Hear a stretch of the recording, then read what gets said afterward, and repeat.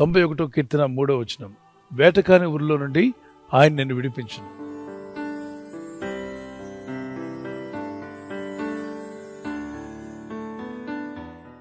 వేటగాని చేతిలో నుండి ఆయన నిన్ను విడిపించును.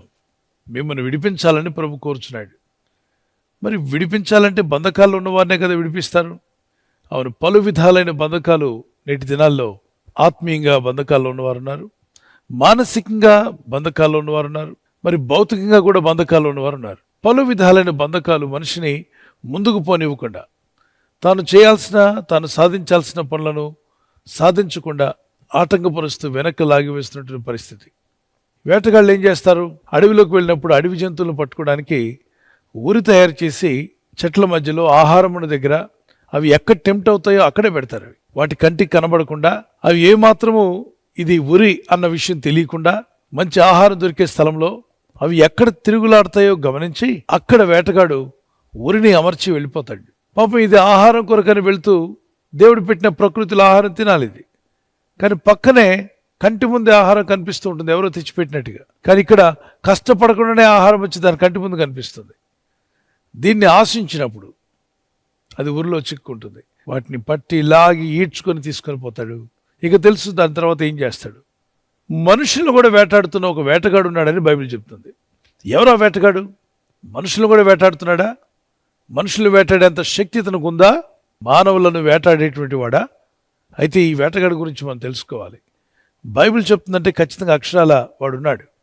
అపవాదైనటువంటి సాతానుడు మనుషుల ఎదుగు ఎందుకు వస్తాడంటే, మొదటిగా దొంగతనము, రెండవది హత్య, మూడవది నాశనం. అంటే ఈ 3 పనులు ఖచ్చితంగా చేస్తాడు.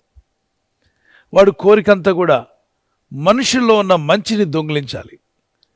మనిషిలో ఉన్నటువంటి ఆ మంచితనాన్ని, ఆ భక్తిని, ప్రార్థనను, దేవుని మీద ఉన్న విశ్వాసం, దేవుని సన్నిధిలో గడపాలనే ఆశ, కోరిక, ఇవన్నీ దొంగిలించేస్తాడు.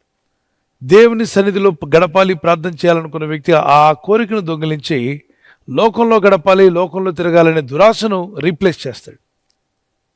అంటే మంచి ఆశను తీసి దురాశను అక్కడ పెడతాడు. దొంగతనం అనేది జరుగుతుంది. మనస్సాక్షిని పాడు చేసుకునేలాగా, జీవితం మీద విరక్తి కలిగేలా చేసి ఆత్మహత్యలకు పాల్పడమని ప్రేరేపించేవాడే ఈ అపవాది, ఈ దుష్టుడు, సాతానుడు.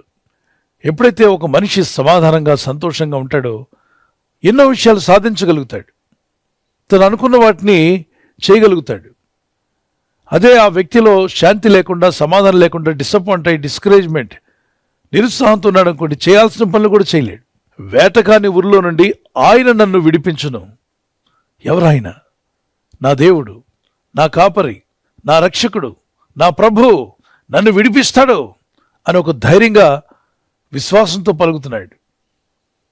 ఈ విశ్వాసపు మాటలు మనం పలకాలి.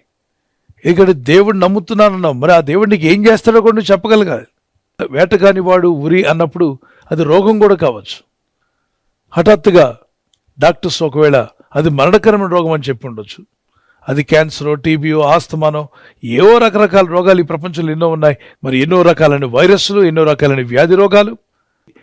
దేవుణ్ణి ఆశ్రయించి ప్రార్థించినప్పుడు ఆ వాగ్దానం ఇచ్చిన దేవుడు తప్పక నిన్ను విడిపిస్తాను అన్నాడు. ఈ వాగ్దానం ధ్యానిస్తున్న మనం అంతా కూడా shall we look unto the Lord and pray. ప్రార్థన చేసుకుందాం కళ్ళు మూసుకొని. పరిశుద్ధమైన మా తండ్రి, అయ్యా నీ వైపు కరములెత్తి ప్రార్థిస్తున్నాం, నీ సహాయం కోరి ప్రార్థిస్తున్నాం. నీ ప్రజలందరి ఎడల ఈ వాగ్దానం నెరవేర్చండి. ఎందరైతే ఈ వాగ్దానం విని వేటకాని ఊరిలో నుండి ఆయన మమ్మల్ని విడిపిస్తాడు, నాశనకరమైన తెగులు రాకుండా ఆయన మమ్మల్ని రక్షిస్తాడు అన్న ఈ వాగ్దానం పట్టుకొని ప్రార్థిస్తుండగా గొప్ప విడుదల ఆ గృహంలో జరుగునుగాక. ఆ వ్యక్తులు ప్రార్థిస్తున్న నీ ప్రజలకు, ఈ ప్రార్థనలు ఏకీవించిన వారికి, ఈ వాగ్దానం విని ఎవరైతే చిక్కుల్లోనూ, సమస్యల్లోనూ, బంధకాల్లో ఉండి నిట్టూర్పు విడుస్తూ ఏం చేయాలో అర్థం కాని పరిస్థితిలో బాధపడుచున్నారో వారందరికీ విడుదల ఇవ్వాలని ప్రార్థిస్తున్నాను తండ్రి. ఇదిగో అయినా నీ ప్రజల్లో ఉన్న బంధకాల నుండి విడిపించండి, శోధనలో నుండి విడిపించండి. ఈ రాత్రి నెమ్మదితో పండుకొని సురక్షితంగా కాపాడబడినట్లుగా నీ అగ్ని కంచి వేసి మమ్మల్ని కాపాడండి.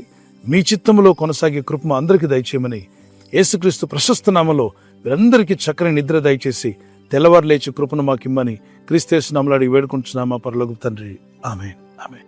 ఈ వాగ్దానాన్ని మీతోనే ఉంచుకోకుండా లైక్ చేయండి, షేర్ చేయండి, అనేకులు ఈ యొక్క ఛానల్ సబ్స్క్రైబ్ చేసుకోమని తెలియపరచండి. సబ్స్క్రైబ్ చేయని వారు కూడా సబ్స్క్రైబ్ చేయండి. Good night. God bless you.